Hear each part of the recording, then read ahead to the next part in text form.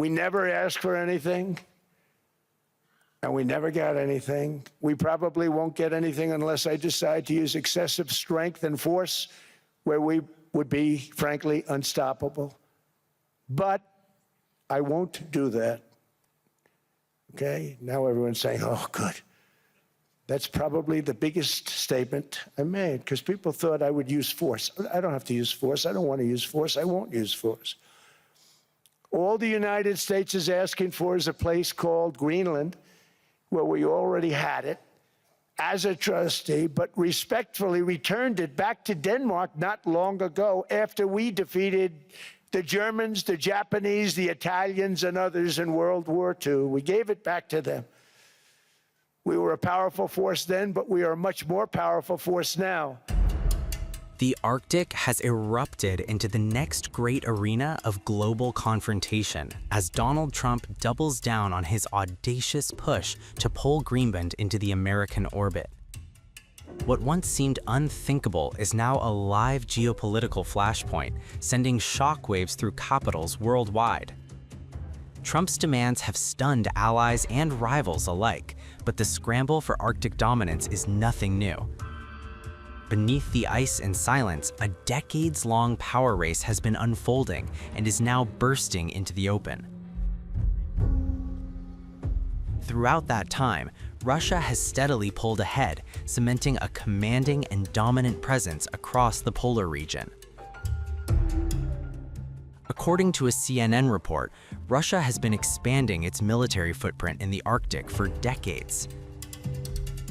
Simons Foundation, a Canadian nonprofit that monitors Arctic security and nuclear disarmament, claims there are 66 military sites and hundreds more defense installations and outposts within the broader Arctic region. As per the publicly available data and the Simons Foundation research, 30 installations are in Russia and 36 in NATO nations with Arctic territory. According to UK-based defense think tank Royal United Services Institute, Russia has in recent years invested a significant amount of money and effort in modernizing its nuclear-powered submarine fleet, which forms the backbone of its military in the Arctic. Trump has repeatedly said that the US needs Greenland for national security reasons, pointing to Russian and Chinese ambitions in the Arctic. The US president claims Denmark, which has sovereignty over Greenland, is not strong enough to defend it against threats posed by the two superpowers. We want strong allies, not seriously weakened ones. We want Europe to be strong. Ultimately, these are matters of national security, and perhaps no current issue makes the situation more clear than what's currently going on with Greenland. Would you like me to say a few words of Greenland? I was going to leave it out of the speech, but I think I would have been reviewed very negatively. I have tremendous respect for both the people of Greenland and the people of Denmark, tremendous respect. But every NATO ally has an obligation to be able to defend their own territory.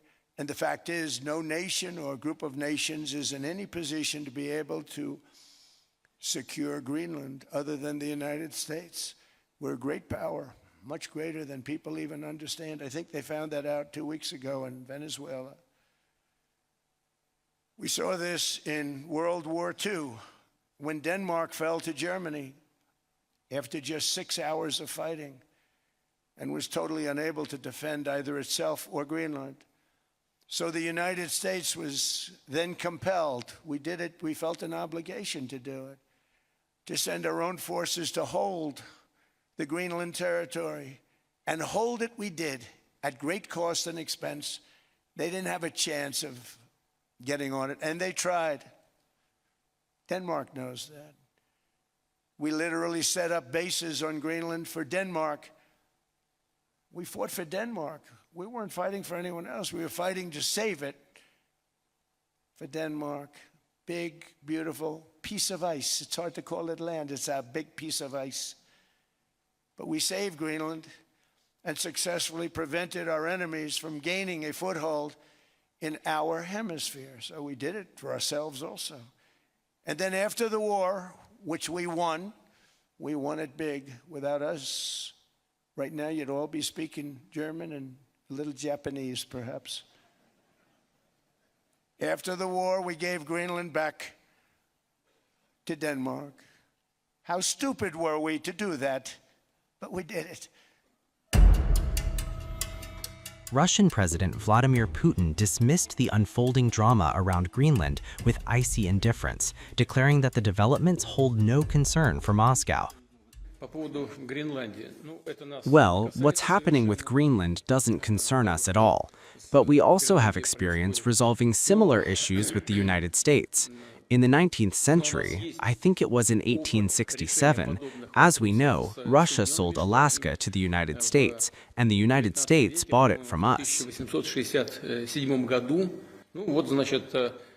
Well, then, if you compare this with the cost of the United States acquiring Alaska, then the price for Greenland would have been, well, somewhere around 250 million US dollars. If you compare it with the price of gold at that time, this figure would have been higher, probably close to 1 billion US dollars. But I think that the United States can afford this figure. But it is not just Putin who is setting his sights on the Arctic. China has not hidden its interest in the region. In 2018, China declared itself to be a near-Arctic state and outlined a Polar Silk Road initiative for Arctic shipping. Greenland could be a hotspot for coal, copper, gold, rare earth elements, and zinc, according to the Geological Survey of Denmark and Greenland.